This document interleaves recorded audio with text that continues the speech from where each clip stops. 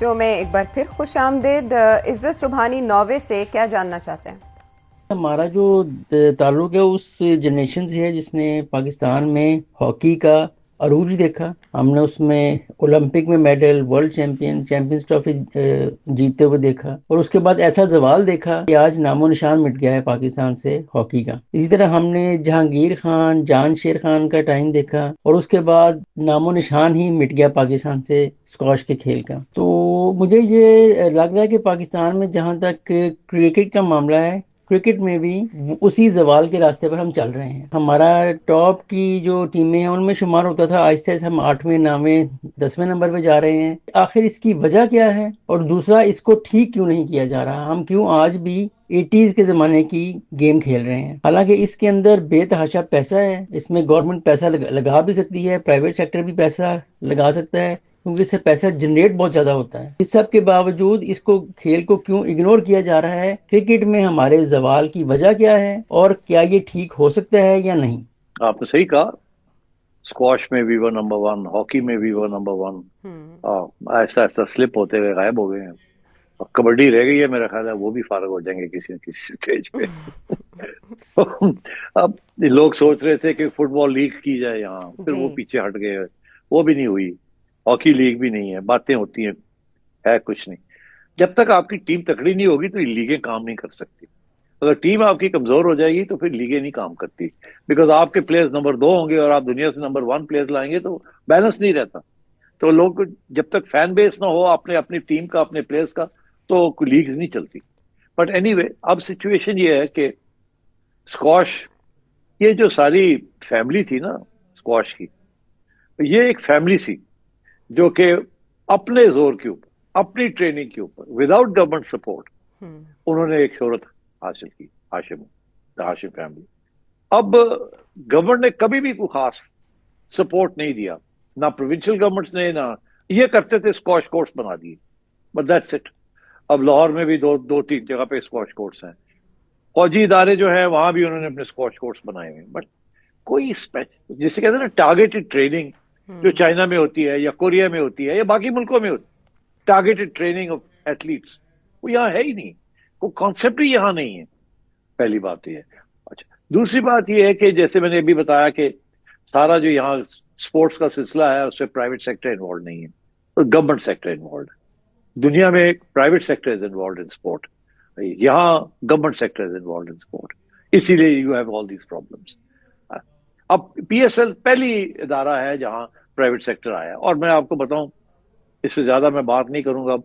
ذرا چیئرمین صاحب کو خیال رکھنا چاہیے، یہ P C B, P S L کی ایکسپینشن جو ہو رہی ہے کس طریقے کے ساتھ، اور جو فرینچائزز آ رہے ہیں، ذرا بی کیئرفل.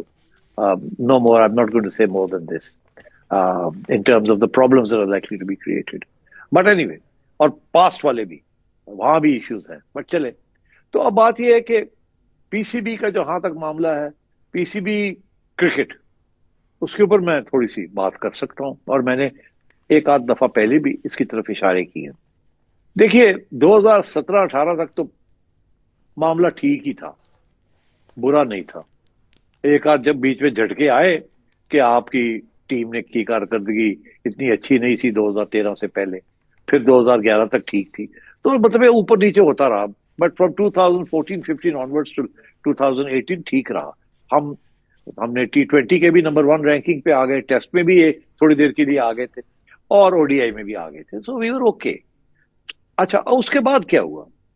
اس کے بعد یہ ہوا کہ عمران خان صاحب آ گئے. عمران خان صاحب نے کہا کہ یہ جو ڈومیسٹک کرکٹ سٹرکچر ہے یہ ٹھیک نہیں ہے، یہ 16 ریجنل ٹیم ڈپارٹمنٹس غلط ہے.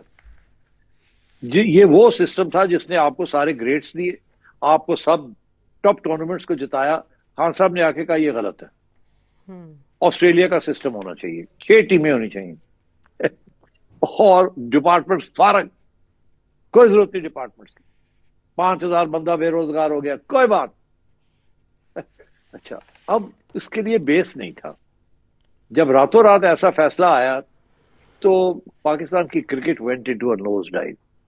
وہ 6 ٹیمیں بھی کوئی تک نہیں بنتا تھا، وہ بھی ساری پی سی بی کو زبردستی دھکے لگا کے ٹیمیں بنانی پڑی، اور اس کے اوپر لگانے پڑے، کوچز لگانے پڑے. وہ بالکل نہیں چلا. احسان مانی صاحب دل میں ان کو پتا تھا کہ یہ ٹھیک نہیں ہے، مگر عمران خان کے آگے بول نہیں سکتے تھے. میں نے سنا ایک دفعہ گئے بھی تھے پورے اپنے پی سی بی کے عملے کو ساتھ لے کے. اب وہ پرائم منسٹر صاحب دیکھے نا اس کو سوچ لیں جو بڑا یہ اور چلو کرو تو ٹھیک ہے جی پھر کرتے ہیں. وہ ہوا شوا کوئی نہیں ان سے. اس کے بعد رمیز راجہ صاحب آ گئے، انہوں نے کہا جی کہ یہ مانی صاحب کو تو کرنا ہی کچھ نہیں آتا اور انہوں نے تو کیا ہی کچھ نہیں. تو ایک خان صاحب نے بلایا آؤ جی رمیز آ کے تم کرو جو میں نے کہا ہے. مزہ آتا ہے یار چیئرمین بننے کا. وہ آ گئے جی، وہ ٹرائی کیا، کبھی یہ کیا کبھی وہ کیا، باہر سے کوچز لیا تو بھی نہیں چلے. اچھا اس کے بعد کیا ہوا، میں آ گیا، میں نے وہ پرانا سسٹم ریوائیو کرنے کیا، سب کچھ تیار کر لیا ٹو لانچ. تو پھر سیاست راستے میں آ گئی اور تاری صاحب نے کہا نہیں میں نے تو وعدہ کیا ہوا ذکا اشرف صاحب کو اور ان کو ہم نے چیئرمین لگانا ہے. تو سیٹھی صاحب خدا حافظ. تو کیونکہ پاور ساری سیاستدانوں کے پاس ہے تو میں نے کہا ٹھیک ہے جی آپ اور شہباز شریف صاحب لڑائی مت کریں. شہباز صاحب چاہتے تھے یہ میاں صاحب چاہتے تھے کہ میں رہوں. تو آپ ریکارڈ دیکھ لیں گے جی، ریکارڈ شاٹ کوئی نہیں، سیدھی سیاسی فیصلہ ہے. اس وقت آئی پی سی منسٹری جو تھی وہ پیپلز پارٹی کے پاس تھی. تو انہوں نے تو پالیٹکس کھیلی اور ذکا اشرف صاحب کو لے آئے. ذکا اشرف صاحب نے آ کے کچھ تبدیلیاں کی، وہ نہیں چلی، تھوڑی سی کنفیوژن ہو گئی. اس کے بعد پھر محسن نقوی صاحب آ گئے، انہوں نے کہا جی چلو تسی بھی باہر چلو میں چلانا. تو انہوں نے بھی چلانے کی کوشش کی ہے مگر ابھی ٹیم کا جو سچویشن ہے اچھا اس کی بہت سی وجوہات ہیں، میں یہاں تبصرہ نہیں کرنا چاہوں گا. اگر مجھے موقع ملا تو محسن نقوی صاحب سے بات کروں گا، مگر وہ اس صورت میں اگر وہ مجھے پوچھیں گے، ادروائز میں تو نہیں جا کے کہوں گا کہ یہ ہو رہا ہے یہ ہو رہا ہے یہ ہو رہا ہے. تو بہتر یہی ہے کہ وہ ذرا دیکھ لیں کیا ہو رہا ہے، کس قسم کی سلیکشن ہو رہی ہے. مگر سب سے امپورٹنٹ بات یہ ہے کہ جو ڈومیسٹک کرکٹ سٹرکچر ہے نا اس کی طرف توجہ نہیں دی جا رہی. یہ اوپر سے لگ رہا ہے کہ توجہ دی جا رہی ہے، کوئی توجہ نہیں دی جا رہی. ریجنل کرکٹ کو ریوائیو کرنے کی کوئی خاص مجھے نظر نہیں آ رہا. وہ کہہ رہے ہیں جی ہم کلبز کو پھر سے اسکروٹنی کر رہے ہیں، یہ کر رہے ہیں وہ کر رہے ہیں. جو ہماری نیشنل اکیڈمی ہے وہ پہلے ایک زمانے میں نیشنل اکیڈمی ہوتی تھی، سارا مینج کرتی تھی ڈومیسٹک کرکٹ سٹرکچر کو.